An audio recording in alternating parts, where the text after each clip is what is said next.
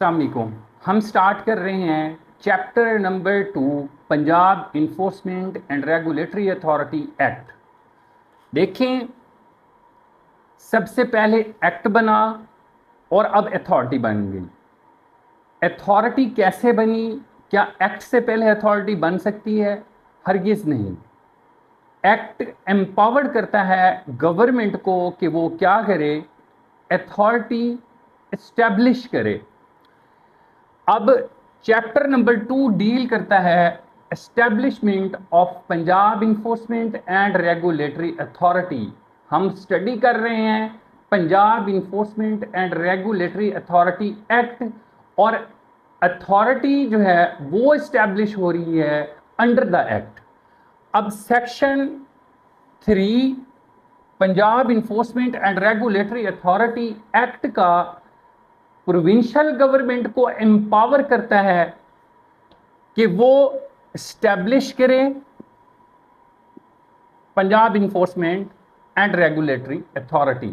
Provincial government को power मिल गई और प्रोविंशियल गवर्नमेंट बाउंड होगी कि वो अथॉरिटी स्टैब्लिश करे। अब अथॉरिटी तो स्टैब्लिश हो गई, अब इस अथॉरिटी की लीगल एंटिटी क्या होगी? अथॉरिटी के सेक्शन 3 में बताया गया कि अथॉरिटी क्या है? बॉडी कॉरपोरेट है।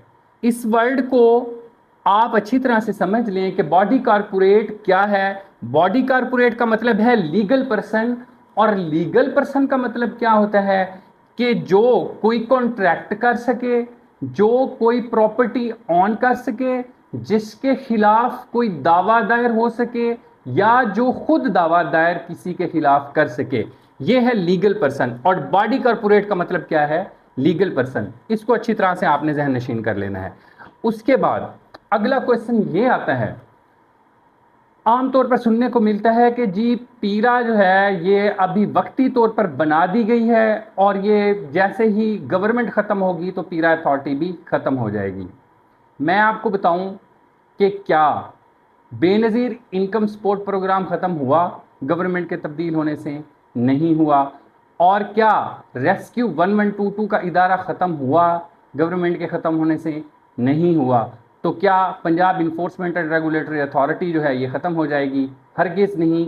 अब इसको लॉ में क्या प्रोटेक्शन है? इस एक्ट के सेक्शन 3 ने इसको क्या प्रोटेक्शन दी है? इस एक्ट के सेक्शन 3 ने इस बात को क्लियर कर दिया कि ये क्या होगी, परपीचुअल सक्सेशन ऑन करेगी अथॉरिटी। इसका मतलब है ये परमानेंट होगी।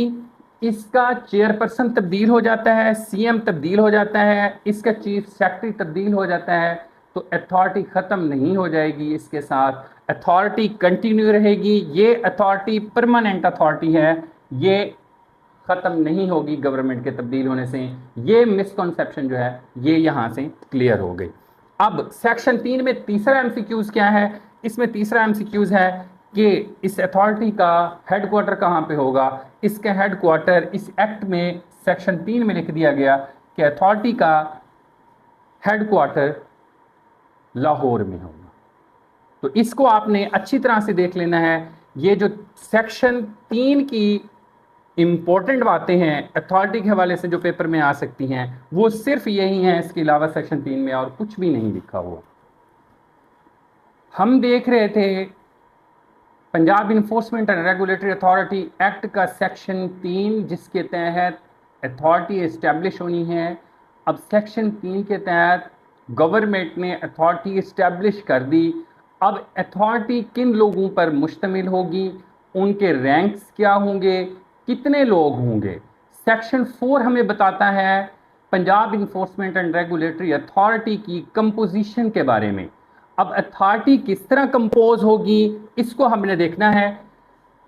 कंपोजिशन ऑफ अथॉरिटी सेक्शन 4 आपने याद रखना है। सेक्शन 4 में अब जो याद रखने की चीज़ें हैं मैं सिर्फ आपको वो बताता हूं जो एमसीक्यूज जिनका बन सकता है, जस्ट वो चीज़ें हम देखते हैं। कंपोजिशन में आपने देखना है चेयरपर्सन ऑफ अथॉरिटी को। आपको पता होना चाहिए कि अथॉरिटी को सुपरवाइज कौन करेगा, मॉनिटर कौन करेगा? Chairperson. Number 2, in the absence of chairperson, फिर वाइस चेयरपर्सन, ये आपको पता होना चाहिए। चेयरपर्सन कौन है? चीफ मिनिस्टर है। वाइस चेयरपर्सन कौन है? चीफ सेक्रेटरी है। ये आपने याद रखना है। Chairperson chief minister, vice chairperson chief secretary. और इसका सेक्रेटरी कौन होगा? इसका सेक्रेटरी होगा director general, DG. Director general इसका सेक्रेटरी है। और इसके टोटल मेंबर्स कितने हैं? इसके टोटल मेंबर्स आपको पता होना चाहिए कि अथॉरिटी की कंपोजिशन में टोटल 18 मेंबर्स हैं। 18 मेंबर्स। और आपने याद रखना है कि प्रोविंशियल असेंबली से 3 मेंबर्स हैं, including 1 female member. Total 3 member Punjab assembly से, जिनको चीफ मिनिस्टर ने नॉमिनेट करना है, और उसमें एक फीमेल शामिल होगी। और अगले 4 मेंबर आपने ये याद रखने हैं कि 4 इंडिपेंडेंट मेंबर हैं जो कि इलेक्टेड मेंबर नहीं होंगे। इंडिपेंडेंट मेंबर से मुराद ये है कि इंडिपेंडेंट मेंबर्स बाहर से आएंगे, पब्लिक से आएंगे, उनका क्वालिफिकेशन का क्राइटेरिया जो है वो बता दिया गया है, और उसके लिए जो है सिलेक्शन पैनल ने एप्लीकेशंस लेनी है और सिलेक्शन पैनल ने उनको नॉमिनेट करना है। अब independent members total 4 including 1 female, ये आपने नहीं भूलना, याद रखना है। इंडिपेंडेंट मेंबर्स की मुद्दत आपने याद रखनी है, 3 साल के लिए ये होंगे। अगर ये इस्तीफा देना चाहेंगे तो 1 माह पहले ये नोटिस देंगे, प्रायर नोटिस होगा 1 मंथ, और उसके बाद जो है ये इस्तीफा दे सकते हैं। तो अब आपने इसमें टोटल मेंबर्स याद रखने हैं, इंडिपेंडेंट मेंबर्स याद रखने हैं, इंडिपेंडेंट मेंबर्स की मुद्दत कितनी होगी, और प्रोविंशियल असेंबली से कितने मेंबर्स होंगे, इसका चेयरपर्सन कौन है, इसका वाइस चेयरपर्सन कौन है, और इसका सेक्रेटरी कौन है। ये है हमने देखा सेक्शन 4 को। सेक्शन 4 सारा नहीं करने वाला, जस्ट आपने ये पॉइंट्स जो है सेक्शन 4 से याद करना है। और जो लोग जिनकी बेस लॉ नहीं है, जिन्होंने LLB नहीं किया हुआ, उनको मैं रेकमेंड करता हूं कि वो ये लेक्चर सुने और साथ में बेयर एक्ट पढ़ें, बेयर एक्ट को सामने रखें, कोई नोट्स ना पढ़ें। नोट्स जो लोग कर रहे हैं, जो AI से जनरेटेड MCQs हैं, उनका पेपर के साथ कोई ताल्लुक नहीं है, वो पेपर में नहीं आएंगे। पेपर